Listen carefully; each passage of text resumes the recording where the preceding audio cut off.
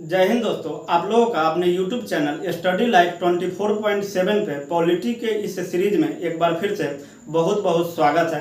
हम लोगों ने संविधान के इस सीरीज में अभी तक 4 भागों को देख लिया था, जिसके अंतर्गत अनुच्छेद 1 से लेकर 51 तक पढ़ा था, जिसका लिंक नीचे डिस्क्रिप्शन में दिया हुआ है।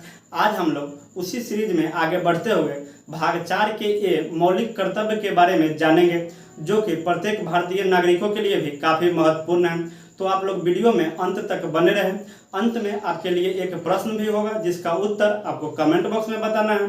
तो आइए शुरू करते हैं। भाग 4 का ए मौलिक कर्तव्य, जिसे मूल्य कर्तव्य भी कहते हैं, जिसके अंतर्गत अनुच्छेद 51 का ए आता है।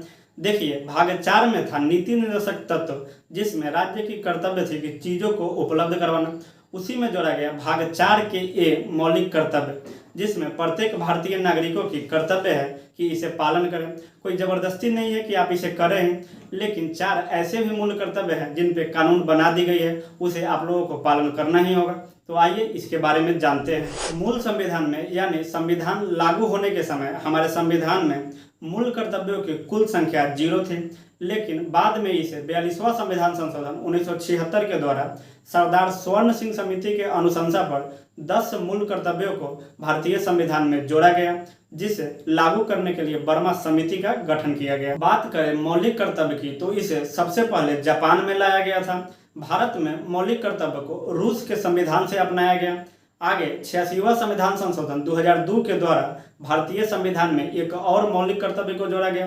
तो अब हमारे संविधान में कुल मौलिक कर्तव्यों की संख्या 11 हो गई है। आइए इसे एक एक करके जानते हैं। पहला है कि प्रत्येक भारतीय नागरिकों का यह कर्तव्य होगा कि वह संविधान का पालन करें तथा उसकी संस्थाओं, राष्ट्रध्वज तथा राष्ट्रगान की आदर करें। आपको पता होना चाहिए कि पहले मूल कर्तव्य पे कानून बना दी गई है। अगर आप इसका पालन नहीं करते हैं तो आपको सजा भी दी जा सकती है।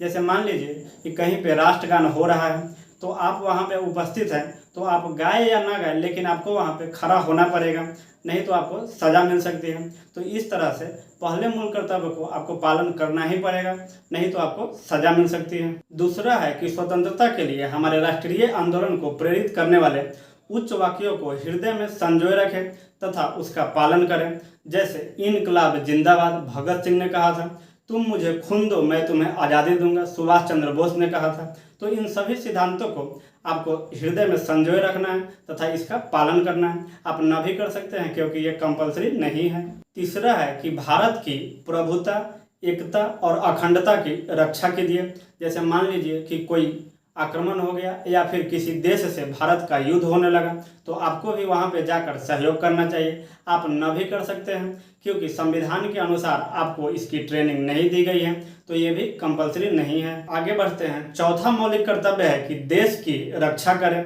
जरूरी नहीं है कि आप युद्ध करके ही रक्षा करें। अगर आप पुलिस है तो क्राइम को रोकिए, डॉक्टर है तो किसी पेंडेमिक से रोगी को बचाइए।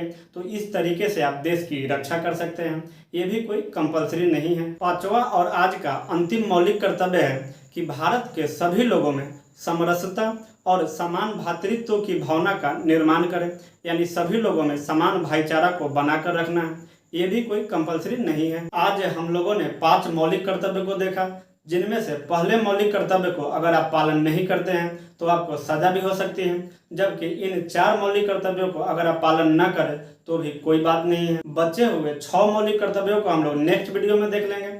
आपके लिए एक प्रश्न है कि संविधान लागू होने के समय हमारे संविधान में मूल कर्तव्यों की संख्या कितनी थी?